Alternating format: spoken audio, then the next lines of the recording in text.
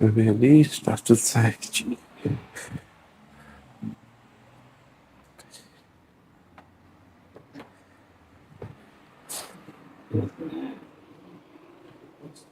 Liga e um toque apaga. Não, dois toques. Dois para ligar, dois para desligar. Bom dia, meus irmãos. Hoje vamos falar na nossa revista, lição 10. Texto base Mateus 5, 14 a 16. Vamos ler primeiramente o nosso texto base. São dois textos. Primeiro em Mateus 5, verso 14 a 16. E o segundo texto em Tiago, capítulo 2, versículos 14 a 26. Vamos ler ambos os textos, base da nossa lição de hoje. Lição 10, obras de misericórdia.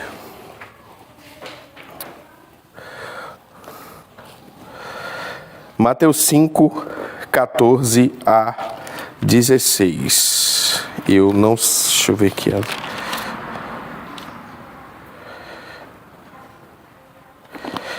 14 a 16, vamos lá. Vós sois a luz do mundo. Não se pode esconder a cidade edificada sobre um monte. Nem se acende uma candeia para colocá-la debaixo do alqueire, mas no velador e alumia a todos que se encontram na casa. Assim brilhe também a vossa luz diante dos homens, para que vejam as vossas boas obras, glorifique a vosso Pai que estás nos céus. Agora, Tiago 2, 14, a partir do versículo 14.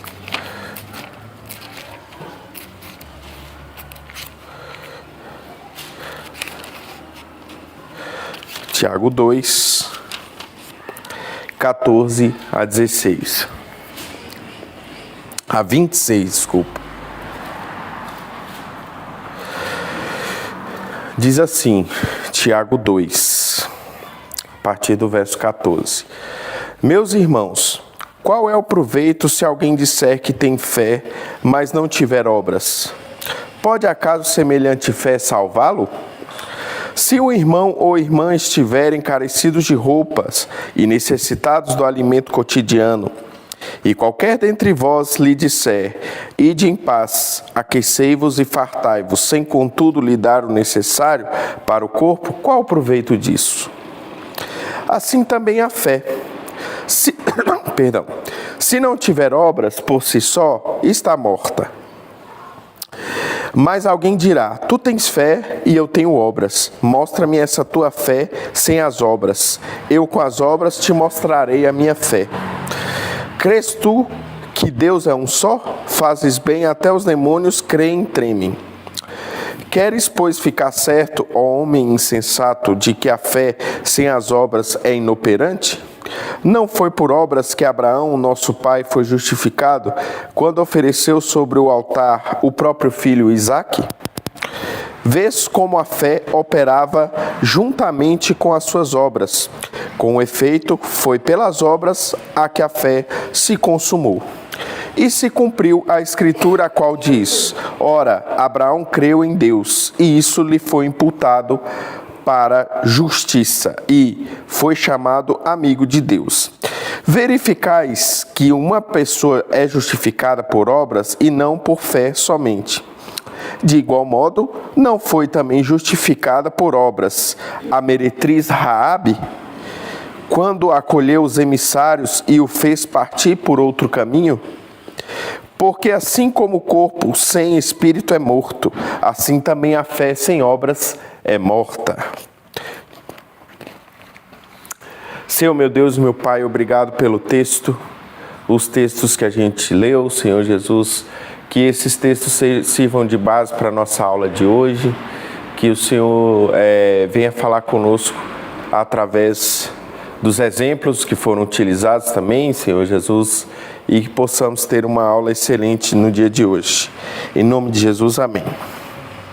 Então vamos lá, obras de misericórdia. Vamos lá. O primeiro ponto que eu quero falar com vocês, e o primeiro ponto também da revista, Deus é misericordioso. Deuteronômio 10, 17, diz assim: Pois o Senhor vosso Deus é o Deus dos deuses e o Senhor dos senhores, o Deus grande, poderoso e temível, que não faz acepção de pessoas. Deuteronômio 10, 17. A misericórdia, olha que interessante, a misericórdia, ela não começa no ser humano, nunca começou. Às vezes, o ser humano é misericórdia, mas ela começa no próprio Deus. Né? Lá no Jardim do Éden, Deus já imputa a sua misericórdia. Então ela já começa com o próprio Deus. Ele é santo e justo, mas também é compassivo, bondoso e cuidadoso com os necessitados. No Antigo Testamento, como a gente leu em Tiago, né, o Tiago fica no Novo Testamento, mas os exemplos do Antigo, que é Abraão e Raabe, né? No Antigo Testamento, Deus ordenou que seu povo cuidasse do estrangeiro, do órfão, da viúva e do pobre. A igreja não pratica misericórdia para parecer melhor diante da sociedade. Às vezes, muitas igrejas se gabam, a nossa igreja é a que mais tem ação social do Brasil, né, ou do Estado. A nossa igreja, as obras de misericórdia, elas têm que estar na igreja não para dizer que uma igreja é melhor do que a outra, não para vanglória, né? Não para dizer, essa igreja aqui, ela pratica bastante obras de misericórdia, então ela é a melhor. Não, esse não é o objetivo das obras de misericórdia. Ela pratica misericórdia porque pertence a um Deus misericordioso, né? O caráter do povo de Deus deve refletir o caráter do seu Senhor. Então a gente só está espelhando o nosso Senhor, sendo misericordioso com o próximo. Nós não estamos tentando ser melhor do que ninguém. Nós estamos sendo misericordioso assim como o nosso Senhor foi. A revista mostra que desde o Antigo Testamento, cuidar dos vulneráveis era uma expressão de fidelidade ao Senhor. Uma expressão de fidelidade. Por exemplo, o exemplo que Tiago usou, que é o caso de Raabe.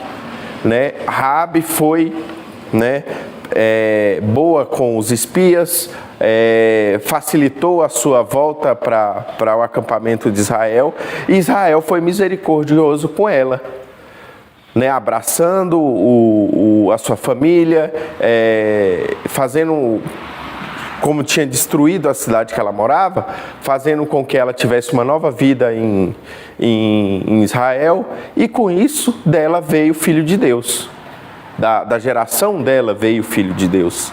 Então, obras de misericórdia, o povo de Israel foi misericordioso com Raabe, porque, e aí disso ela recebeu o presente de ser ancestral do Filho de Deus. Ancestral não. Ascendente do Filho de Deus. Por exemplo, para exemplificar essa fala minha, chega na nossa igreja uma família recém-chegada de um estado distante, e aí essa família, vamos criar um exemplo, essa família não conhece ninguém. Não, uma família, pai, mãe e alguns filhos. E aí essa família não conhece ninguém. Então a igreja abraça essa família, aí você fala assim, como você chegou, acabou de chegar no Distrito Federal, não conhece ninguém, provavelmente você deve estar procurando um emprego. Eu conheço um fulaninho lá da igreja, que lá onde ele trabalha tem uma vaga. Você não quer mandar o currículo para esse irmãozinho, para ele tentar alguma coisa, alguma vaga lá para você? Isso é obra de misericórdia, por uma família que acabou de chegar, não conhece ninguém, e você fala assim, não, me dá o seu currículo, que lá onde eu trabalho tem uma vaga, né? Então pode ser que essa vaga seja sua, um exemplo, né? Então você está sendo misericordioso com aquela família que acabou de chegar, não conhece ninguém e precisa do... Ou seja, só a oração da igreja não bastaria, é isso que eu estou querendo dizer. Só a oração da igreja não bastaria, precisava da ação da igreja. Se a igreja tem condição, os irmãos têm condição de dar algum auxílio, e como exemplo que eu citei, lá no meu trabalho tem uma vaga de emprego, você me dá o seu currículo que eu levo lá, que pode ser que eu facilite as coisas para você ser contratado lá. Então a igreja foi misericordiosa não só com oração, mas também com ação. Eu sei que vai ser tratado ao longo da revista, mas é interessante a gente já refletir sobre essa questão de fé e obras, porque isso foi sempre discutido e praticado, não é? Principalmente após a igreja de Roma, a igreja católica romana que eles falam, e outras religiões e seitas, eles acreditam que essa é a forma de purificar as religiões, os cristãos achando que isso é a forma de ser salvo. Para você salvo, você compra a sua salvação. Não entenderam o sacrifício de Cristo. Então eles entendem e fazem as obras para isso. Por outro lado, há outra parte também que entende que é só em Jesus que nós somos salvos, mas separa as obras, já que em Jesus que eu vou ser salvo, então não preciso preocupar com as boas obras, com atender o necessitado, porque Jesus é que salva. São duas contradições, né? Porque Tiago está casando essas duas coisas. Primeiro, a salvação em Jesus Cristo. No caso, eu sou salvo para as boas obras. É um sinal da minha eleição, um sinal da minha salvação. Esse despertamento, essa sensibilidade, essa mobilização para atender o necessitado, isso o objetivo não é ser salvo, ou me purificar, me tornar melhor, mas é algo que foi implantado dentro do meu coração, isso flui e eu sinto no coração a necessidade de ajudar o necessitado, porque quando eu fui salvo, isso foi implantado no meu coração. Isso é uma consequência, né? Não a causa. Exatamente. O próximo ponto é: a misericórdia deve alcançar os vulneráveis. Alguém lê para mim Deuteronômio 27:19, para basear o que vai ser falado agora, biblicamente. Deuteronômio 27:19.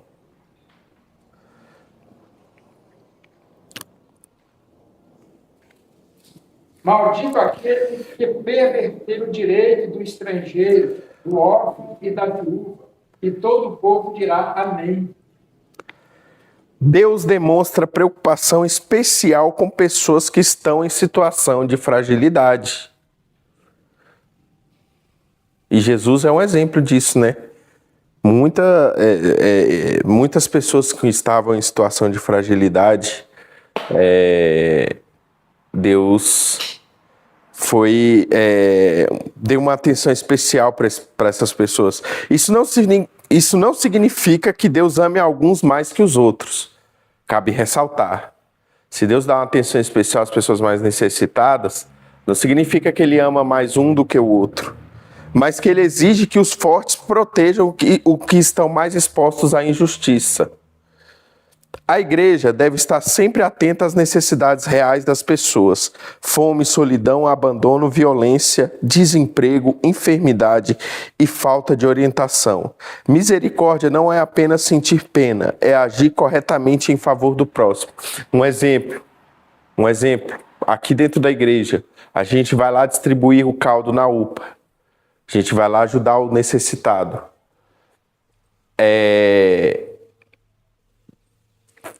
Seria interessante, essa palavra mais correta, a gente fazer essa mesma ação social lá no estacionamento do Coco Bambu, do restaurante? Faria sentido? Não faria sentido. Mas significa que Deus ama mais o pessoal lá da UPA do que o pessoal que está comendo lá no Coco Bambu? Não significa.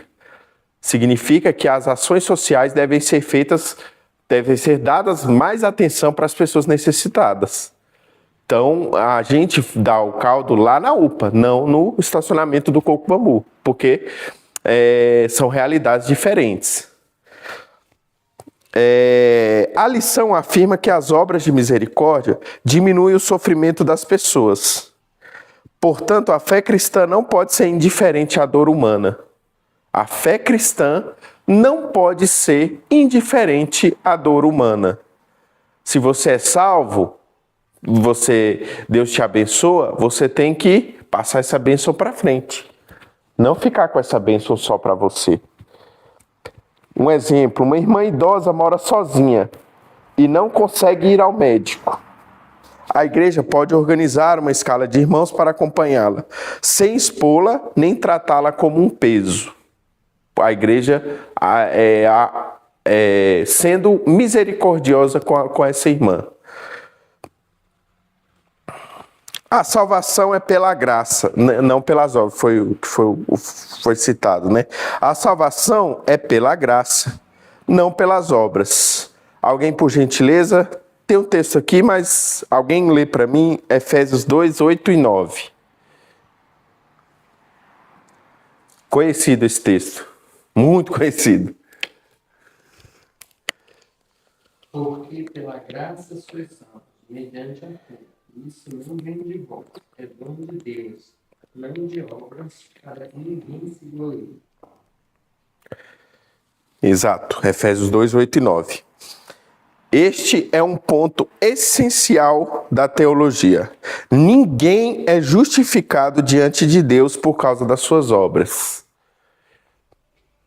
Eu vou fazer essas obras aqui porque assim eu vou ser salvo. Não. Deus não vai te salvar por causa disso. E nem por causa daquilo. Nada que você faz é merecedor da salvação. Nada. Nada do que você faz é merecedor da graça da salvação. Somos pecadores e não conseguimos produzir uma justiça perfeita. A nossa aceitação diante de Deus depende exclusivamente da obra de Jesus Cristo. A nossa salvação é dependente das nossas obras? Não, não é dependente das nossas obras. É dependente da obra de Jesus Cristo morrendo na cruz, né? A morte redentora de Jesus Cristo é suficiente para a sua salvação. Nada do que você faz é suficiente para você ter a graça da salvação. Pode continuar. Não quero falar agora não. Não ajudamos os pobres para comprar o perdão de Deus. Olha que interessante. Às vezes você faz coisas, né? Dá o dízimo, ajuda os pobres para você achar que está comprando o perdão de Deus. Então, vamos lá. Vamos pensar nessa ótica aí. Se você compra o perdão de Deus através das suas obras, então Deus tem uma dívida com você. Se for pensar nessa ótica. Deus tem uma dívida com você, imagina. E a dívida é com você. Se você tem as boas obras, Jesus passa a ter uma dívida com você. Porque se ele não fizer, aí Jesus está em dívida com você. Isso não existe. Isso não existe. As obras são consequência da sua fé. E não um dependente do outro.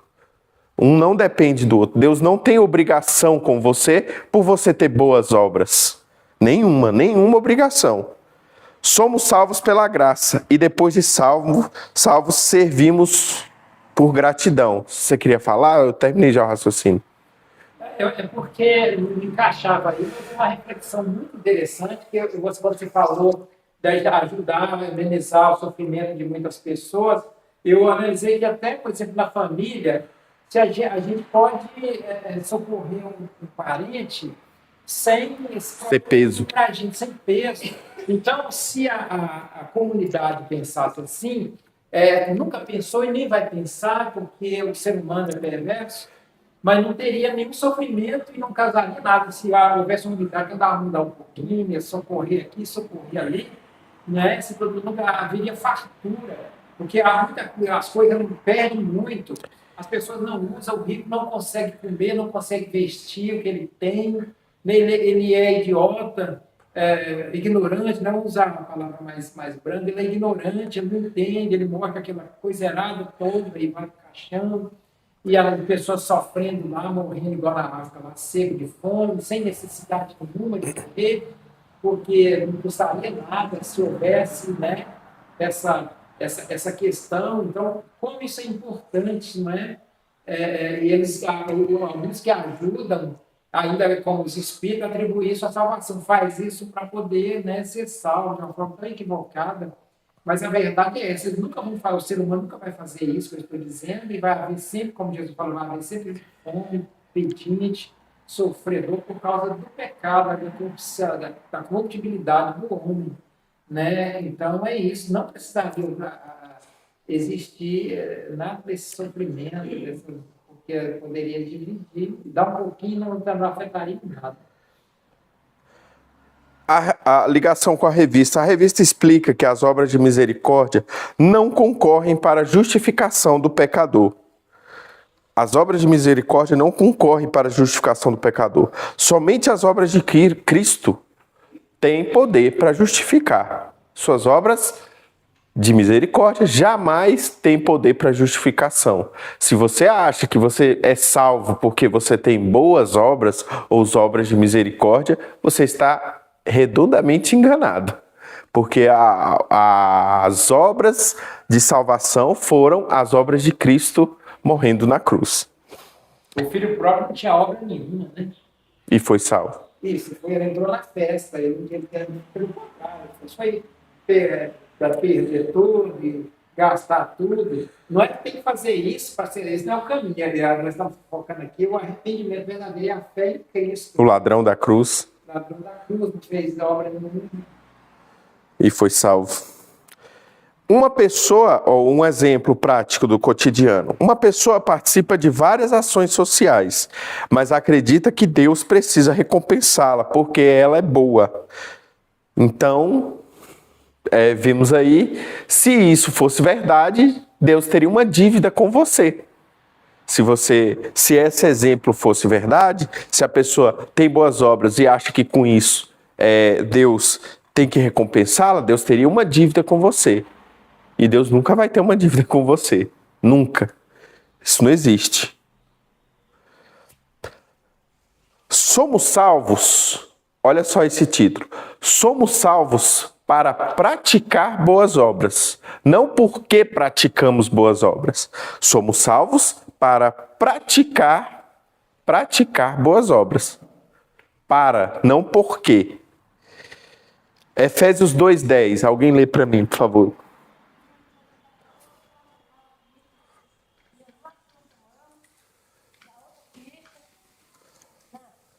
Pois somos feitura dele, criados em Cristo Jesus para boas obras, as quais Deus de antemão preparou para que andássemos nelas. Esse texto aí mostra que não somos salvos pelas obras. Efésios 2:10 mostra que somos salvos para as boas obras.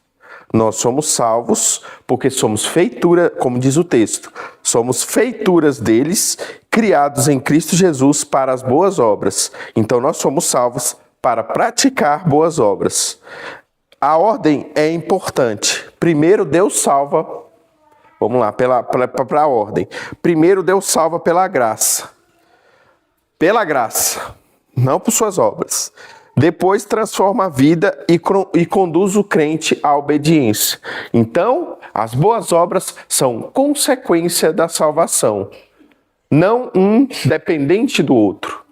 É consequência. Se eu sou salvo, eu pratico boas obras. Não pratico boas obras para ser salvo. É o contrário. Eu sou salvo para praticar boas obras. E tem gente que acha que é o contrário, né? Eu pratico boas obras para ser salvo. Não é assim que funciona, é o inverso. Sou salvo para praticar boas obras. É interessante essa palavra feitura, né? Feitura é de fabricado, de feito, de construído, de gerado. Você está dizendo aqui que Jesus nos fez, nos moldou para isso, né? Nos preparou para essa boa. A feitura é fazer, o Senhor nos refez, né?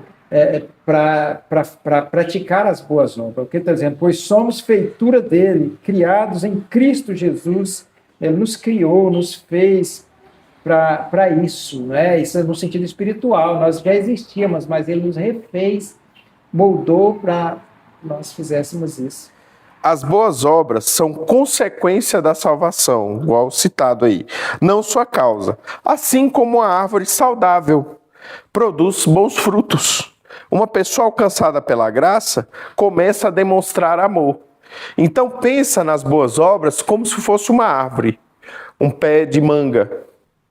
Um pé de manga, ele vai, cresce, e ele todo mês de novembro, dezembro, ele vai lá e dá as suas mangas para as pessoas pegarem, né, e tudo mais. Então pensa as boas obras como salvação, ou como um pé de manga. Um pé de manga, ele sempre vai ali dar os seus frutos. Então a salvação as boas obras são consequência da salvação. A lição afirma que a verdadeira fé é seguida de obras compatíveis. A fé não é apenas uma declaração verbal, ela transforma a forma como vivemos. Então, eu posso falar o seguinte, que a fé, as boas obras, é a externação. Se existe essa palavra? É a externalização da minha fé. Então, as boas obras é a externalização da minha fé. Alguém diz que ama Cristo, mas nunca está disposto a perdoar, servir, ajudar ou se envolver com as necessidades do irmão. É necessário avaliar se essa fé está produzindo frutos. Lembra da figueira que Jesus amaldiçoou? Será se foi a figueira? Foi a figueira. Que Jesus amaldiçoou a figueira. Então, será se essa árvore está produzindo frutos? Frutos bons? Será? Quinto ponto, a fé... Você quer falar? Você parece que levantou a mão. A fé sem obras é morta. Tiago 2,17, que é o texto que a gente leu na texto base, né? Que diz assim, assim também a fé, se não tiver obras por si só, ela é morta. Tiago não está ensinando que somos justificados por acumular boas ações. Ele está ensinando que uma fé meramente intelectual, verbal, não é uma fé salvadora. Então, só ter fé não basta, não é uma fé salvadora. A fé verdadeira recebe Cristo e, por isso, começa a produzir a obediência. Perceba que a intenção das boas obras é diferente de quem é salvo. Porque as boas obras, a pessoa sente no coração de fazer. Já o não salvo, ele vai sentir aquilo para ter recompensas. Como se Deus tivesse essa obrigação de ele ter boas obras, então Deus tem que recompensá-lo. Perceba que a motivação das boas obras é diferente, tanto para um como para outro. Uma fé morta pode conhecer doutrinas, frequentar cultos e falar corretamente sobre Deus, mas não demonstra amor prático. Fariseus, né? Podemos citar esse exemplo dos fariseus, que eram detentores de conhecimento, né? E que lia a Bíblia e que eram mestres, né? Mas na hora da prática não tinha frutos. Então eles eram uma árvore cheia de folha, né? Verde, mas não tinha fruto. Então a fé sem obras é morta. Então a fé daqueles fariseus era morta. Era uma fé morta, porque eles tinham conhecimento da Bíblia, iam na igreja, no templo, no caso dos fariseus, iam no templo, eram detentores, mas não tinham obras. Então fé sem obras não é morta. A fé viva, embora ainda imperfeita, luta para obedecer e servir. A revista destaca que a fé autêntica é comprovada pelas obras. As obras não substituem a fé, elas revelam que a fé existe. Uma situação do cotidiano para exemplificar isso. Uma pessoa vê um irmão passando necessidade e responde apenas: vou orar por você. Embora tenha condições de oferecer ajuda concreta, a oração é importante, mas naquele caso pode estar sendo usado como desculpa para não agir. Então, vou orar por você, mas se você tem condição de dar uma cesta básica, né? Fazer o que a igreja está fazendo, ir lá na UPA, vou usar o exemplo do caldo de novo, ir lá na UPA para ofertar o caldo, ou seja, você não está só orando pelo irmão, você está oferecendo o alimento físico, né? E muitas vezes, o pessoal que oferece o caldo está aqui, pode falar, muitas vezes oferecendo o alimento material, abre a porta para oferecer o alimento espiritual. Muitas vezes, e eu já estive na UPA, eu sei como é que é, então muitas vezes oferecendo o alimento físico, você consegue uma porta para oferecer o alimento espiritual. Então, já aí um gancho. Lucas 10, 33. Alguém lê para mim, por favor.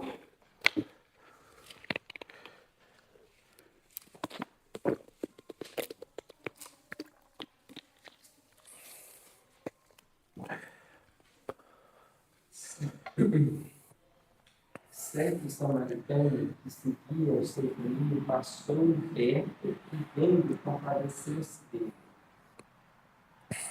Parábola do bom samaritano. Misericórdia, compaixão que transforma em ação. O bom samaritano foi misericordioso com aquela pessoa que estava machucada, em situação debilitada, mas ele não foi só misericordioso. Ele não falou assim só, vou orar por você. Não, ele pegou o homem, colocou no seu cavalo, levou para a hospedaria, pagou a hospedaria e falou assim, olha, pode cuidar dele. Se precisar de mais, na volta eu venho e cubro o restante. Ou seja, obra de misericórdia para aquele debilitado, para aquela pessoa que precisava de ajuda naquele momento. Aquele momento, aquela pessoa precisava não só de oração, ela precisava de ação, de uma obra de misericórdia. Assim como aí apareceu esse rapaz e ajudou ele. Na parábola do bom samaritano, o sacerdote e o levita provavelmente viram o homem ferido. O samaritano também viu, mas reagiu de modo diferente. Aproximou-se, tratou das feridas, levou o homem à hospedaria e assumiu os custos. Misericórdia envolve olhos para perceber, coração para se compadecer e mãos para servir, assim como foi o bom samaritano. Não basta reconhecer que existe sofrimento, é preciso perguntar qual atitude responsável podemos tomar. A lição usa a parábola do bom samaritano, ela fala sobre a parábola para mostrar a inutilidade de uma fé puramente teórica, que era o caso dos levitas e do fariseu, que não se compromete com a necessidade do outro. Olharam para aquele homem debilitado e seguiram suas vidas. Pessoas que detêm o conhecimento da palavra, né? Fariseus e levitas, olharam para aquela pessoa e na hora de expor a sua fé, fazer boas obras, tiveram a oportunidade e passaram direto. Não fizeram nada. Mas aquele homem que viu ele e levou, esse sim, agiu com boas obras para aquela pessoa debilitada, que precisava de ajuda naquele momento. E o próximo tópico o próximo não é apenas quem pensa como nós. Lucas 10, 36, que diz assim: qual desses três te parece ter sido próximo do homem que caiu nas mãos dos salteadores? Qual desses três parece ter sido próximo do que caiu nas mãos dos salteadores? Jesus, nesse texto aí, que o Rafael leu um versículo, ele conta a parábola envolvendo um samaritano. Samaritano esse que era um grupo desprezado, né, pelos judeus. Com isso, ensinou que o amor cristão não deve ser limitado àquele que pertence à nossa família, igreja, denominação ou grupo social. Olha que interessante, as nossas boas obras não devem ser só para o nosso amiguinho da nossa igreja, que pensa conforme a gente. Olha o exemplo da parábola. Ele ajudou o bom samaritano ajudou o judeu, que eram povos que não se davam muito bem, né? Isso não significa agir sem prudência ou ignorar limites, fique bem claro isso, né? Vamos respeitar os limites e agir com prudência. Significa rejeitar o preconceito e reconhecer a dignidade de toda pessoa criada à imagem de Deus. Todas as pessoas são criadas à imagem e semelhança de Deus. E pode ser que aquela pessoa seja um filho de Deus. Você não sabe, né? A revista menciona que devemos fazer o bem a todos, especialmente aos da família na fé. A prioridade aos irmãos não elimina a responsabilidade de amar o próximo em sentido amplo. Então, devemos com prudência e responsabilidade ajudar pessoas independente do pensamento delas, né? Do pensamento, da doutrina, do que elas pensam, que foi o caso do samaritano. Povos, não vou dizer inimigos, mas que se não se dava bem, e aí ele ajudou e esqueceu esse detalhe e ajudou aquela pessoa que estava precisando de ajuda. As obras demonstram a realidade da fé. Tiago 2,18, que diz assim: mostra-me, é o texto base, mostra-me essa tua fé sem as obras, e eu com as obras te mostrarei a minha fé. Mostra-me essa tua fé sem as obras, e eu com as obras te mostrarei a minha fé. Então, como eu falei, as boas obras é a exteriorização da sua fé. Sem obras, não existe exteriorização da sua fé. Então, a fé é morta.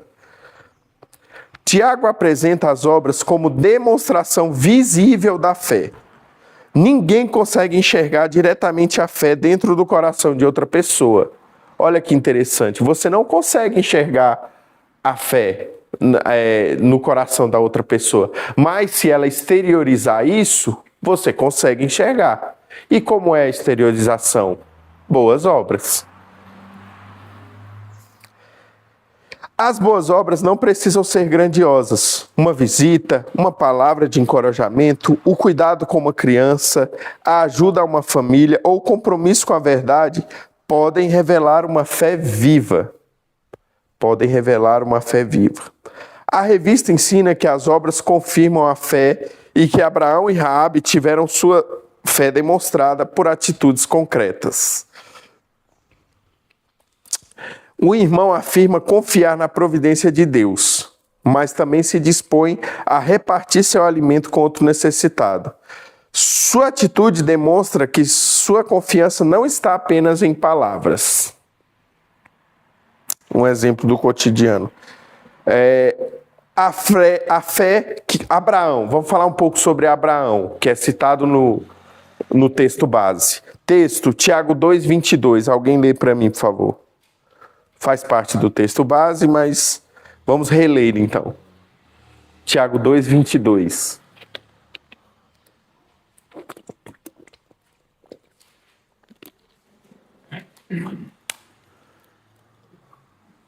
Vês como a fé operava juntamente com as obras. Com efeito, foi pelas obras que a fé se consumou. Abraão, que é o exemplo citado por Tiago, ele não foi justificado porque realizou uma obra perfeita. Ele não foi justificado por causa das suas obras, mas porque creu em Deus.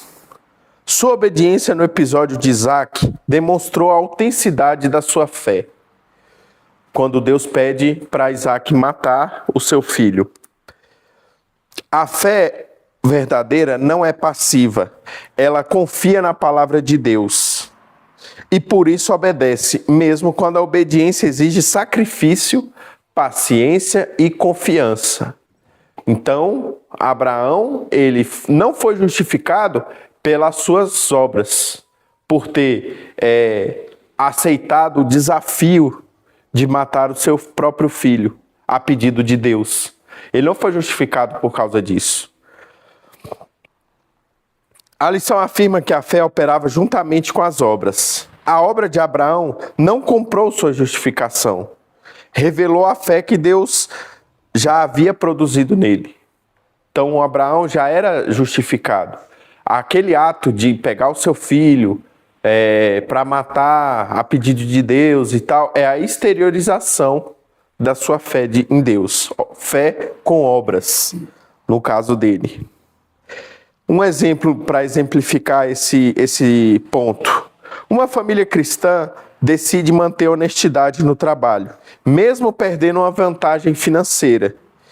Essa decisão demonstra que confia mais na palavra de Deus do que em ganhos obtidos da maneira errada. Então, você abrir mão de uma forma de ganhar dinheiro de forma errada, você confia mais na palavra de Deus do que essa forma ilícita de ganhar dinheiro. Mesmo que esse dinheiro seja uma quantia alta, se for de forma ilícita, você olha e pensa, não, aí nesse caso eu estaria desonrando a palavra de Deus. Esse exemplo de Abraão é muito bom, né? Porque no caso aí foi a fé dele, o tamanho da fé que levou ele a fazer isso. Isso. Que gesto grande que ele fez, movido pela fé. Isso demonstra também que quando fazemos um gesto de bondade, de misericórdia, isso aí vai demonstrar a fé que tem no Senhor e obediência à palavra do Senhor, que o Senhor ordena na sua palavra, nós temos que fazer isso e que nos abençoa, não é? Nós estamos exatamente exteriorizando, quando nós estamos praticando boas obras, nós estamos exteriorizando, né? Ou externalizando, que é a mesma coisa, nossa fé. Exato. Já que a gente usou o exemplo de Abraão, que está no texto base de Tiago, também vamos usar o exemplo de Raabe, né? Raabe, misericórdia que envolve risco e coragem. Tiago 2:25. De igual modo, não foi também justificado por eles, a meretriz Raabe, quando bateu no isso fez parte do Raabe acolheu os espias e os protegeu. Sua fé em Deus se manifestou em uma atitude corajosa. Por que corajosa? Porque ela estava indo contra toda a cidade de Jericó fazendo isso, né? Toda a cidade de Jericó era contrária a essa ação dela de proteger os espias. Ela não apenas ouviu informações sobre o Senhor, tomou uma decisão que demonstrou confiança nele. Então, Raabe não só ouviu as obras do Senhor, abriu o Mar Vermelho, tirou o seu povo da escravidão, venceu batalhas pequenas até aquele momento, mas venceu algumas batalhas. Então, ela tomou a decisão que demonstrou confiança nele. E é interessante, ela naquele lugar, naquele prostíbulo ali, vendo essas histórias, ela conheceu o Deus verdadeiro, ela creu no Deus verdadeiro, né? Naquela situação que ela estava ali. Exato. Porque ela ouvia essas histórias, ela mesma fala lá, eu tenho visto o que o Deus de vocês tem feito, e Ele é Deus, Ele é o único Deus. Então, ela creu, né? E quando ela agiu dessa forma, aí, salvando eles, ela já conhecia e ela fez, né? Por causa disso, por causa da fé que ela tinha nesse Deus, movida pela fé. A misericórdia, complementando, a misericórdia muitas vezes exige coragem. Ela teve coragem para desafiar toda a cidade de Jericó. Isso é fé. Isso é fé. Ela desafiou toda a cidade de Jericó, porque aquela atitude dela era contrária a qualquer cidadão de Jericó. Podemos ser criticados, perder alguma conveniência ou precisar assumir algumas responsabilidades.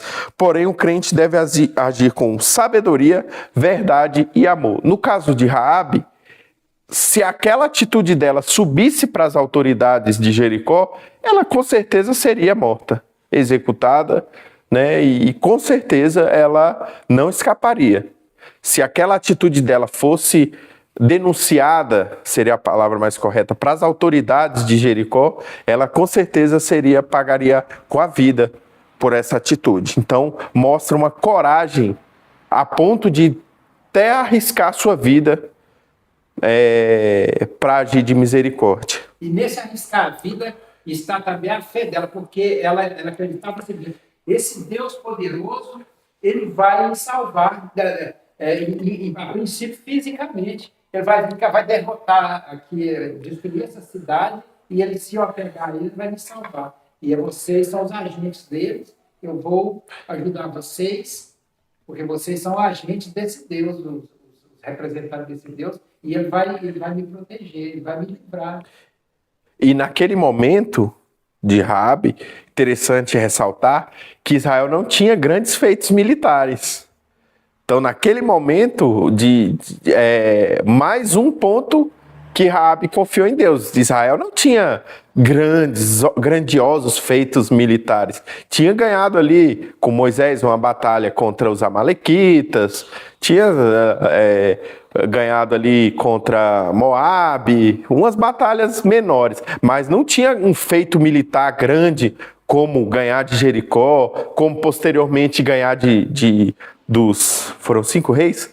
Foram 5 reis juntando com Jerusalém. Então, Israel ainda não tinha feitos militares grandiosos em Raabe, né? Então, mesmo assim, mesmo Israel não tendo feitos militares grandiosos, ela, mesmo assim, confia em Deus. A lição mostra que Abraão e Raabe realizaram ações que confirmaram a fé que depositavam no Senhor e, por meio delas, abençoaram outras pessoas. Então, por meio daquela fé de Abraão e de Raabe, eles abençoaram outras pessoas e também foram abençoados. Raabe foi ascendente de Jesus Cristo. A bênção melhor do que essa. A misericórdia começa dentro da igreja. Carta de Paulo aos Gálatas 6:10.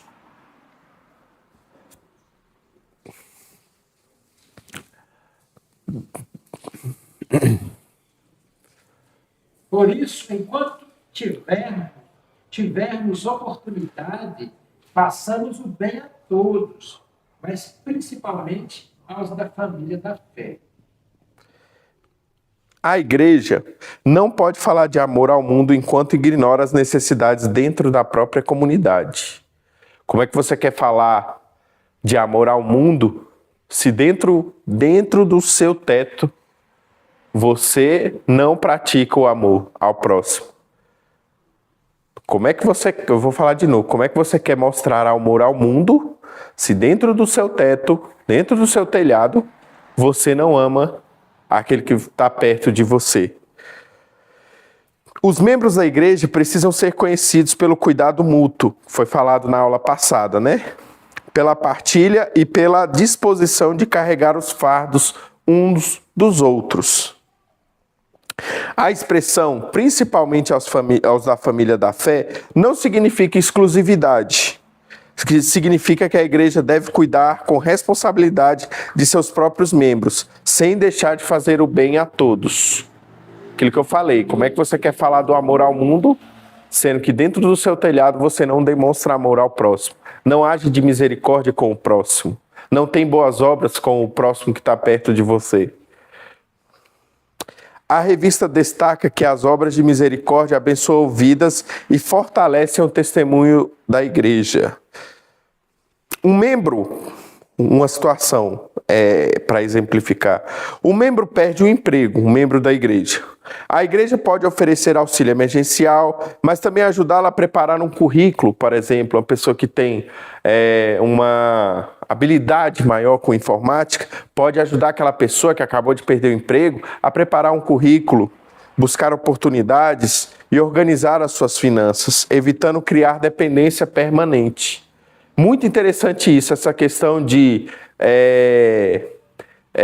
todo mês a família recebe uma cesta básica da igreja. Todo mês. Por que a igreja não pode sentar com aquela pessoa e perguntar assim, o que está faltando para você arrumar um emprego e você mesmo conseguir a cesta básica? Está faltando preparar um currículo? Está faltando um curso técnico? Aí a igreja, gente, a pessoa está faltando um curso técnico. Vamos ver o que a gente pode fazer para dar esse curso técnico para a pessoa, para ela se preparar e não precisar mais da cesta básica que a gente dá todo mês para aquela pessoa. Então, isso é ato de misericórdia, para a pessoa também não criar dependência daquilo. Então, a pessoa precisa de um curso técnico, a pessoa precisa de uma faculdade, precisa de, enfim, se preparar para o mercado de trabalho e conseguir comprar aquela cesta básica que a igreja dá todo mês. Interessante, nós estamos numa escola dominical e a gente está pensando aqui e a gente abrange toda a situação, com a cosmovisão muito grande.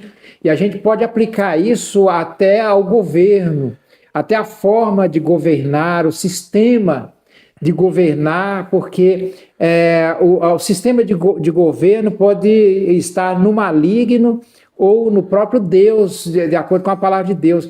Nós temos um sistema aqui no Brasil de governo que é exatamente o contrário disso. Ele não pensa e nem quer arrumar esse currículo para a pessoa. Oferecer curso técnico? Não, ele quer a cesta básica, porque ele agrada, ele quer que a pessoa seja dependente, que fique dependente. Isso não é de Deus. Deus quer que o homem progrida, que o homem cresça, que o homem desenvolva. E as pessoas não veem, elas estão cegas, elas não veem que esse governo, ele quer exatamente que as pessoas sejam dependentes, escravizadas ali, entendeu? Não cresça, não progrida. Esse é o problema.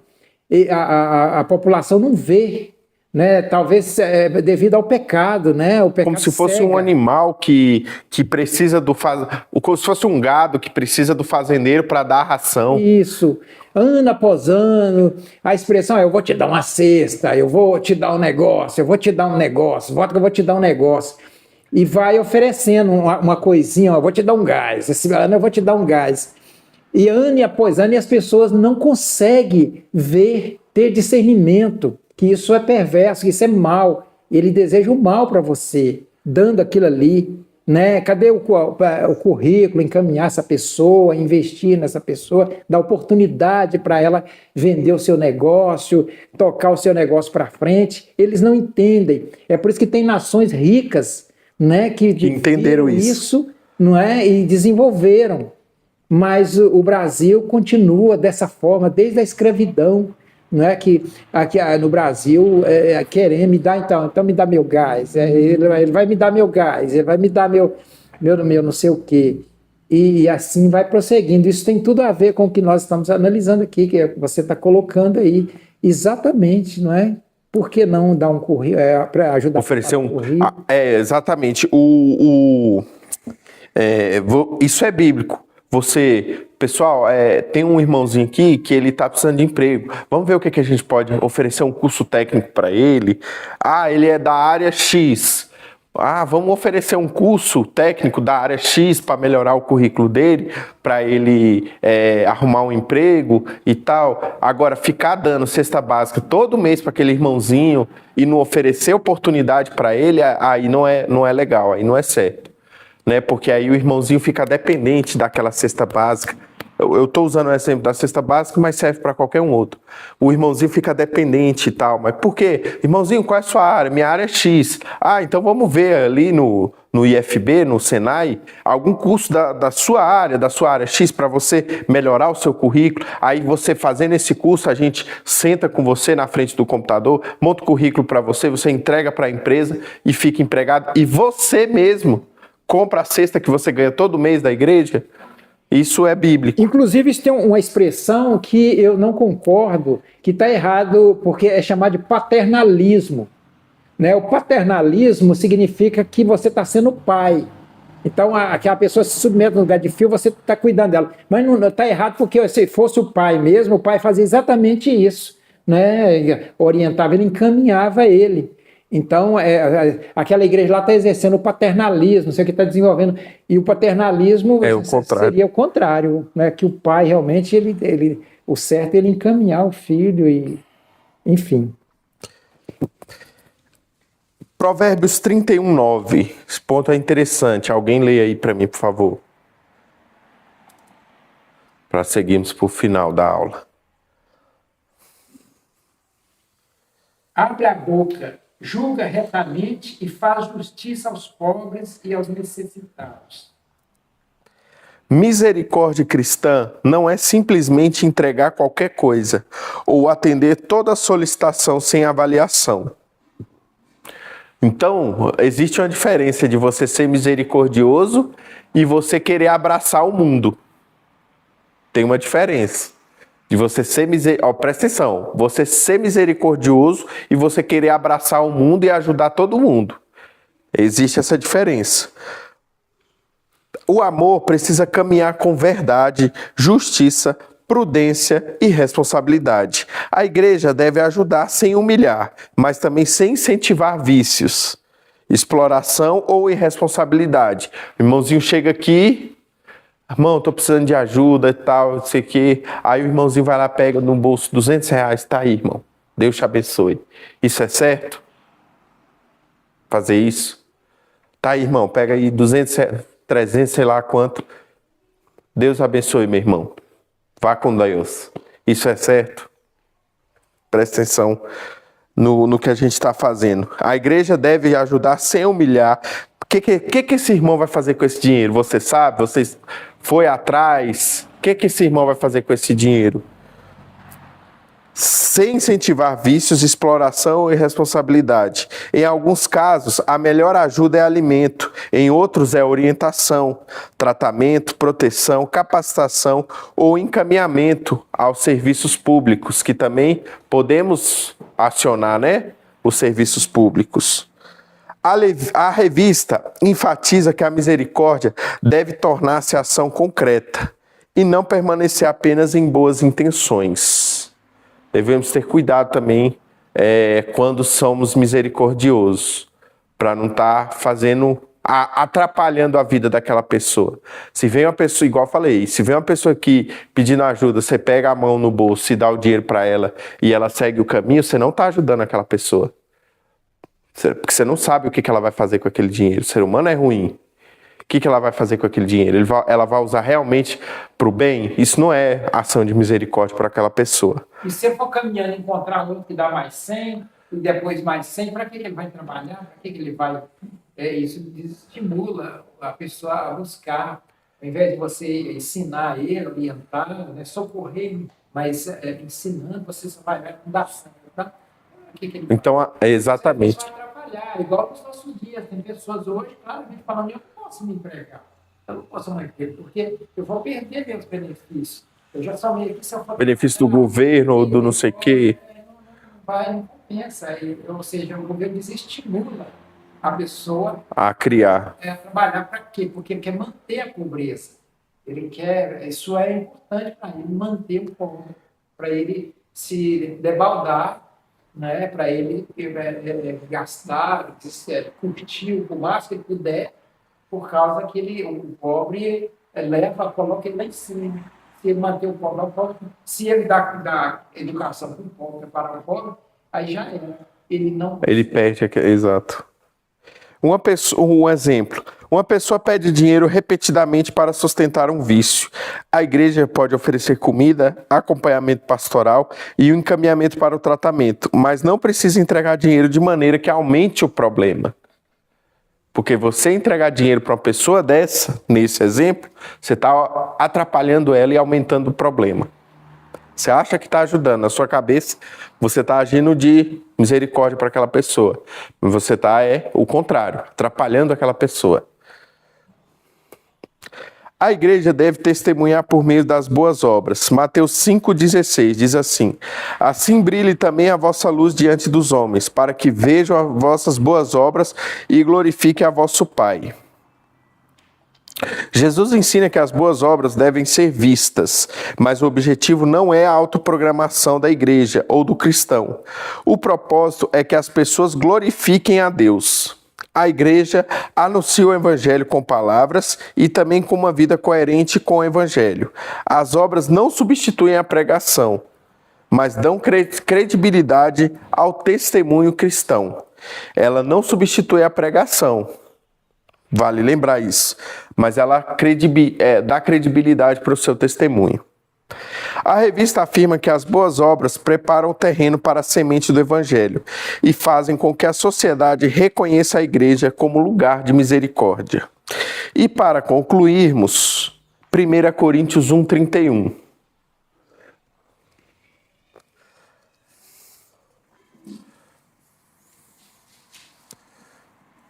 Que é o resumo de tudo que a gente viu hoje. Porque como está escrito, aquele que se gloria-se no Senhor.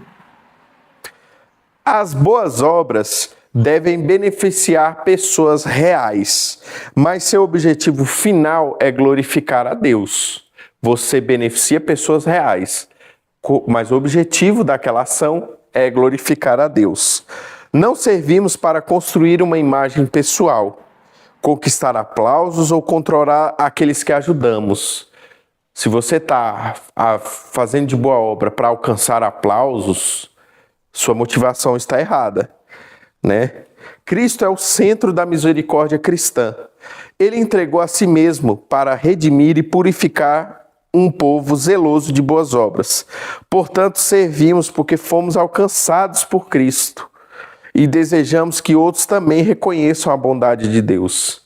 Então, o seu objetivo em fazer boas obras é que outras pessoas também sintam agraciadas pela bondade de Deus, não para a sua glória, não para o seu ego, seria a palavra mais correta, não para o seu ego, mas que é para que as outras pessoas sejam agraciadas também pela bondade de Deus.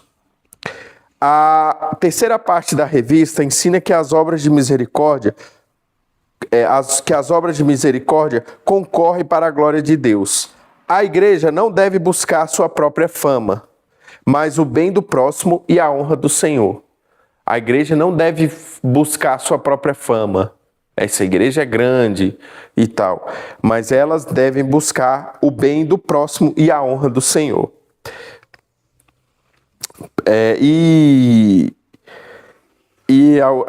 Algumas perguntas que eu queria deixar só para finalizar. Minha fé está produzindo frutos visíveis de amor e misericórdia? Existe alguém próximo de mim cuja necessidade tenho ignorado? Nossa igreja é reconhecida como uma comunidade misericordiosa? Estamos ajudando de maneira sábia, responsável e sem humilhar? Nossas obras apontam para Cristo ou para nós mesmos? Nossas obras apontam para Cristo ou para nós mesmos? A Bíblia não ensina salvação pelas obras, mas ensina que a salvação verdadeira produz boas obras. E assim eu finalizo a aula de hoje. Amém. Pode finalizar para a gente, por favor. Amém. Vamos orar, então, agradecendo a Deus e que possamos refletir nessa aula e exercermos, mostrar que nós somos salvos e que temos fé no Senhor, agindo dessa forma, fazendo boas obras, atendendo, servindo o Senhor e até aproveitando isso, porque realmente isso é uma porta aberta para